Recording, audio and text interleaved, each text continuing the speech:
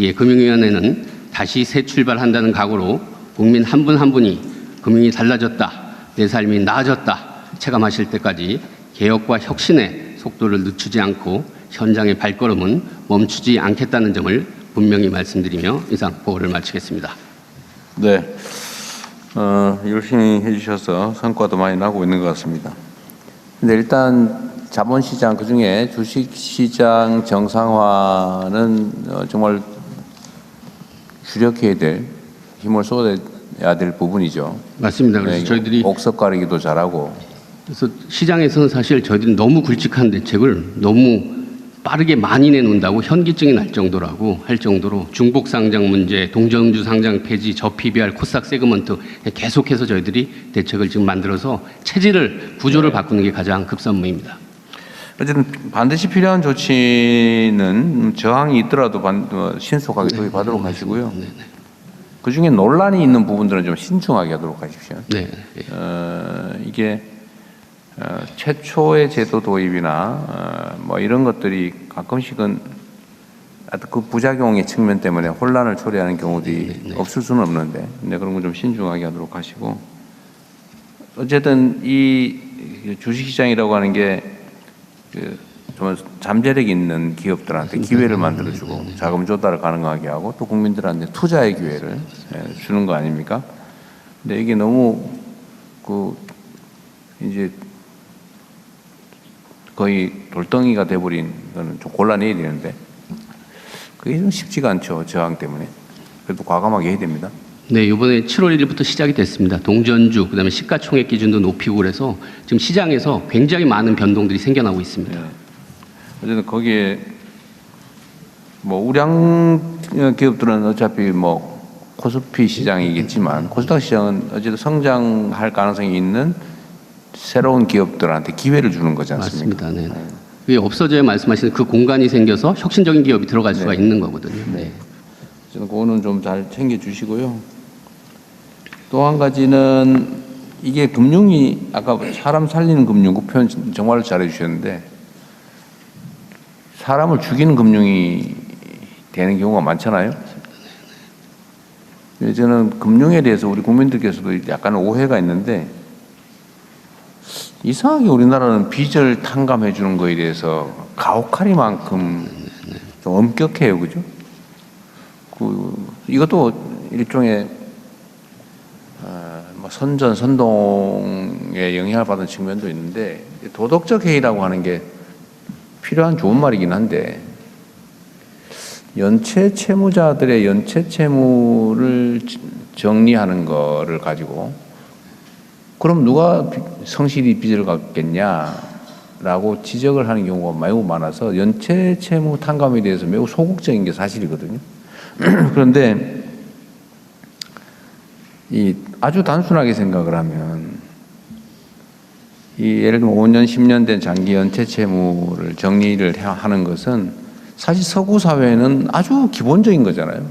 그게 꼭 장기가 아니더라도 내가 빚을 졌는데 갚을 능력이 없다.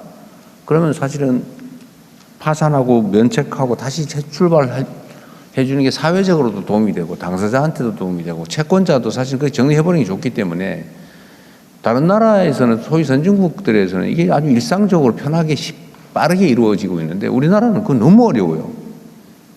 그래서 결국은 뭐 5년, 10년, 15년 되고 저 원금 빌린 게 1,000만 원인데 막 늘어나가지고 5천만 원 돼서 평생 빚쟁이 돼가지고 그러다가 결국은 애들 끌어안고 극단적 결정을 해버리고 막 이러지 않습니까? 근데 이게 사회적으로 보면 이 도덕적 해이도 아니고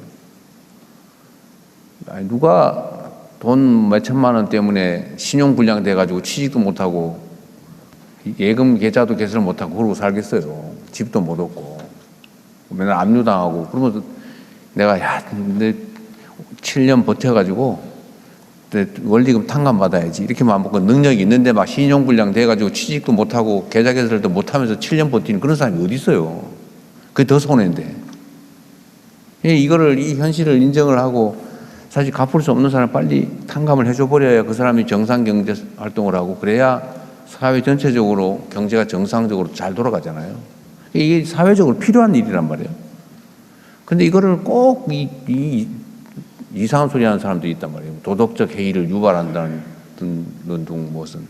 그러면 제대로 갚은 사람은 뭐냐? 그래서 진짜 정상적으로 갚은 사람들한테 이렇게 그 억울한 생각 갖게 만들고 이런 무책임한 선동들이 가끔씩 이루어지지 않습니까? 그럼에도 불구하고 필요한 일을 해야 돼요. 우리가 비난이나 아니면 선동 때문에 공격당한다고 할 일을 안 해버리면 사회가 어떻게 되겠어요? 그래서 이 갚을 능력이 없는 장기 연체 채무자들은 빨리빨리 정리를 해줘야 됩니다. 그리고 금융기관들은 원래 빌려줄 때 일정 수가 빚을 못 갚을 거를 각오하고 그 비용을 다 책정을 해가지고 다 이자로 다 받고 있잖아요. 심하게는 대손상각이라고 합니까? 네. 그런 거 다 해놓잖아요, 미리.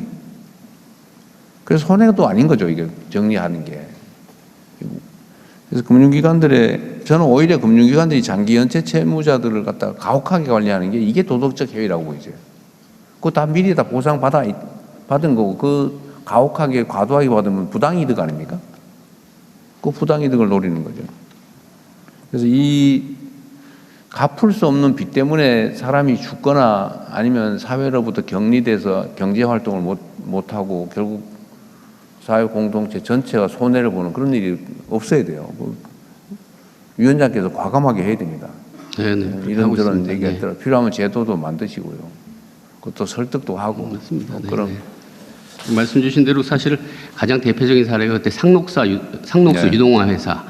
근데 그걸 금융회사 대표들, 주주로 있는 대표들한테 물어보면 자기들이 그게 있는지조차도 자기들은 몰랐다는 겁니다. 근데 거기에 수십만 명이 고통받고 있었잖아요. 네, 근데 그걸 주요 관리하는 회사는 거기에 이해관계가 있지만 그 정도로 이게 말씀하신 도덕적 해이랑 연결되는 문제가 아니라 관심과 관리의 문제여갖고요. 이 자체를 내재적으로 그 시스템 내에서 할 수 있도록 저희들이 여러 가지 그 내재화할 수 있는 그런 시스템 쪽으로 아예 바꿔가고 있습니다. 그거 찾아서 보도한 언론사한테 고맙다 그랬어요? 네, 식사 같이 한번 했습니다. 네. 그 이후로 식사만 가지고 되겠어요. 근데 그 이후로 다른 신문사들도 계속 그런 추적해갖고요. 네. 계속 많이 생기는데 말씀하신 대로 그게 저희들한테는 보고입니다. 그런 거 주시면 저희들이 계속해서 해결해 나가겠습니다. 보상 확실하게 하세요. 네, 알겠습니다. 네. 그리고 네, 됐습니다. 혹시 총리님 하시는 말씀 있으면 하시고 넘어가면 좋겠네요. 없어요? 네. 자, 아까